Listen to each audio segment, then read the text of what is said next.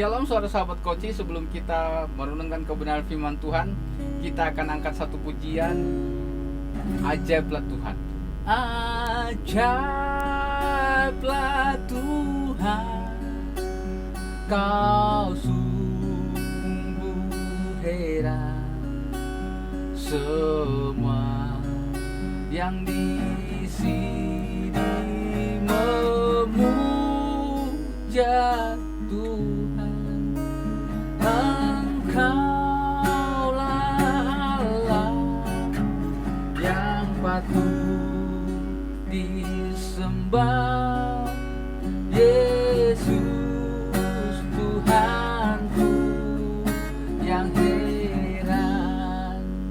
Ajaiblah Tuhan, Kau sungguh heran. Bapak, Ibu, dan Saudara, saat saya menyanyikan pujian ini, maka saya teringat bahwa kuasa Tuhan itu begitu ajaib dalam kehidupan kita, begitu luar biasanya. Namun Bapak, Ibu, dan Saudara, seringkali kita tidak kemudian peka dengan bagaimana cara Tuhan yang begitu ajaib.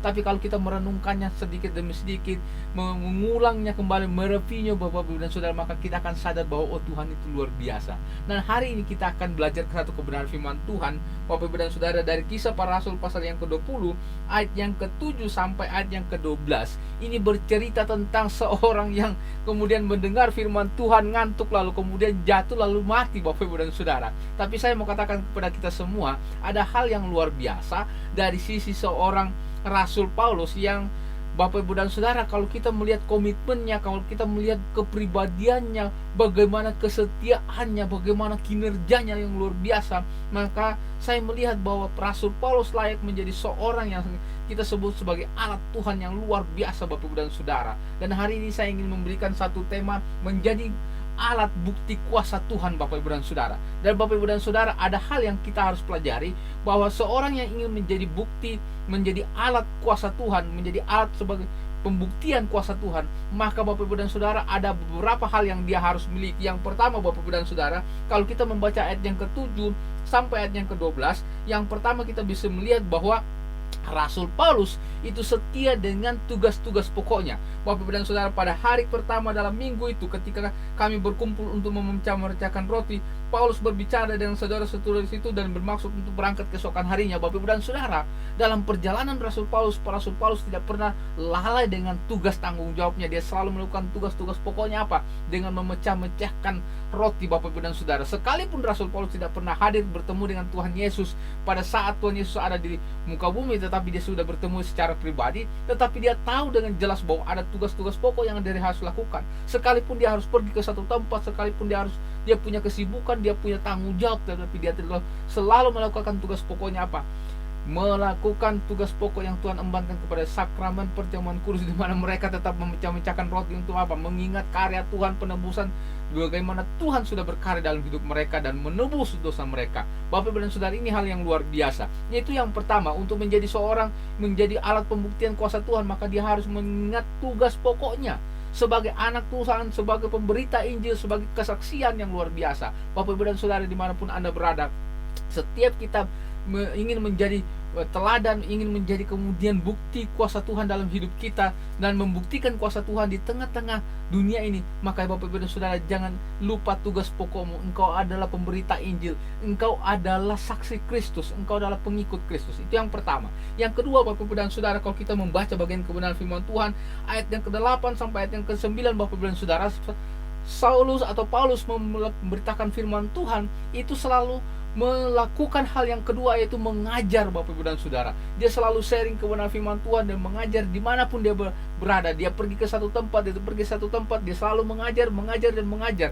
Bahkan saking mengajarnya dan begitu lama, Bapak, Ibu, dan Saudara, ada satu orang yang bernama Eutikus itu mengantuk, jatuh, lalu mati, Bapak, Ibu, dan Saudara. Tetapi di sisi lain kita bisa melihat bahwa untuk menjadi alat kuasa Tuhan, pembuktian kuasa Tuhan, yang pertama tadi selalu mengingat, konsisten sebagai memiliki tugas pokok, sebagai kesaksian, sebagai gambar poster kayak kesaksian Kristus, maka yang kedua dia harus melakukan pengajaran. Dia harus mengajar artinya apa? Dia harus membagikan, men-sharekan kebenaran firman Tuhan, menjadi kesaksian yang luar biasa lewat apa? Lewat pengajaran.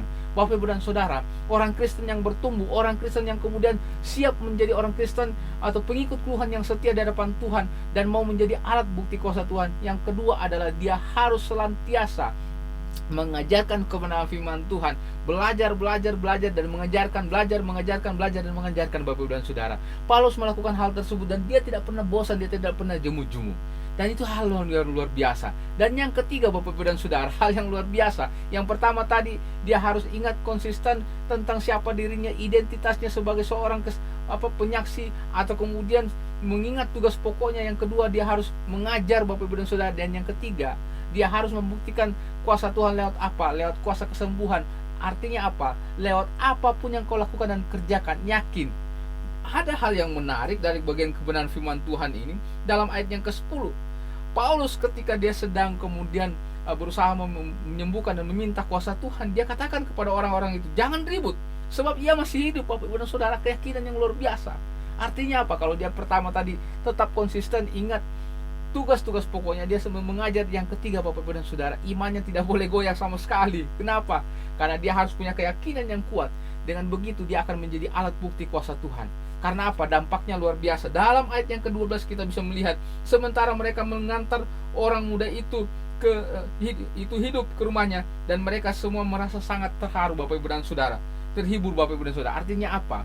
Lewat kesaksian kita sebagai alat kuasa Tuhan, kita harus memberikan dampak kepada banyak orang, baik terhadap persekutuan kita, pribadi kita, keluarga kita, tetapi banyak orang terhibur Bapak Ibu dan Saudara melihat, oh iya, kuasa Tuhan yang luar biasa. Jangan sampai kehadiranmu di tengah-tengah masyarakat, di tengah keluarga, dimanapun engkau berada, di komunitas, di gereja, di persekutuan, engkau menjadi batu sandungan, bukan menjadi saksi, bukan menjadi pengajar, bukan kemudian memiliki konsistensi untuk diteladani, tapi malah menjadi buah bibir yang kemudian tidak enak Bapak Ibu dan Saudara. Saya mau katakan, suara sahabat Cross dimanapun ada berada, saya mau katakan hari ini bahwa ketika engkau hadir menjadi pengikut Kristus, engkau harus siap-siap 3 hal supaya engkau menjadi alat dan bukti kuasa Tuhan.